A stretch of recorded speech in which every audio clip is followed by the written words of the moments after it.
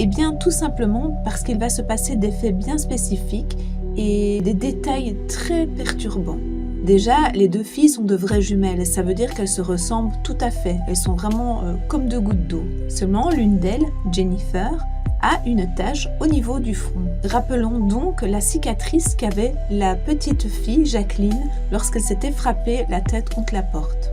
Plus tard, lorsque les filles vont pouvoir parler, Gillian va affirmer que sa sœur s'est bien cogné la tête et que c'est pourquoi elle a une cicatrice sur le front. Donc pour elle, il s'agit d'un souvenir qui lui appartient alors que c'est absolument pas le cas.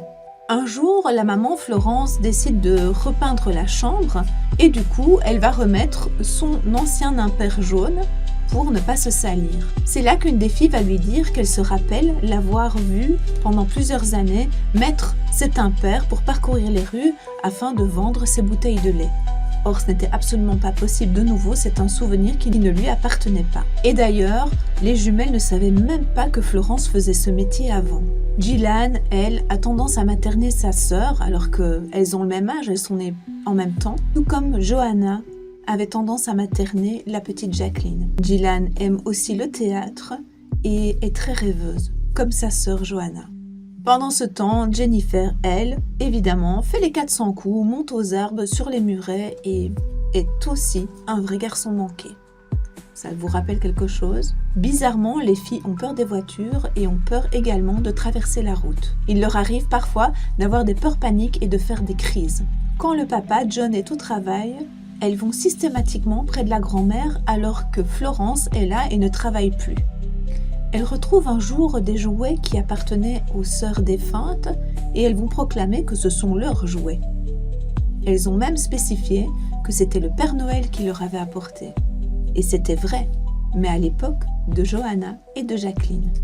Un jour, le papa va ressortir d'autres anciens jouets. Gillian va choisir les jouets de Johanna et Jennifer les jouets de Jacqueline. Elles vont même aller jusqu'à les nommer de la même manière, c'est-à-dire Mary et Suzanne. Contrairement à ce que vous pourrez entendre sur la toile, ils avaient également 4 fils. Un jour, John et Florence décident de retourner à Hexham pour visiter la tombe de leur fille. Les jumelles vont alors pour la première fois se rendre dans cette ville. Sur la route, les filles sont excitées. Elles ont hâte d'aller dans le parc près de l'église. Je vous rappelle qu'elles ne sont pas censées le connaître. Puis la voiture des Pollock arrive à l'endroit où a eu lieu l'accident. Les jumelles se sont alors montrées très bizarres. Elles ont commencé à parler à voix basse et elles disaient « Non, je ne veux pas que ça arrive à nouveau. J'ai peur, c'était horrible. Mes mains étaient remplies de sang, tout comme mon nez et ma bouche. Je ne savais plus respirer. » Gillian, elle répondra « Arrête de me raconter cette histoire. Tu ressemblais à un monstre et du sang sortait de ta tête. » Les étranges phénomènes vont alors prendre fin vers leur 6e année. En 1981, Gillian commencera à avoir des visions, se voyant jouer dans des endroits précis où leur sœur défunte allait régulièrement, à Hexham. Ian Stevenson, professeur et psychiatre qui étudiait la réincarnation, se penchera sur l'affaire de 1964 à 1985.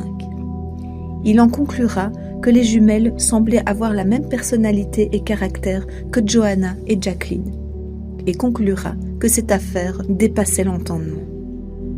Ian Stevenson écrira d'ailleurs plusieurs livres et passera plusieurs décennies à collecter et analyser des milliers de cas de réincarnation.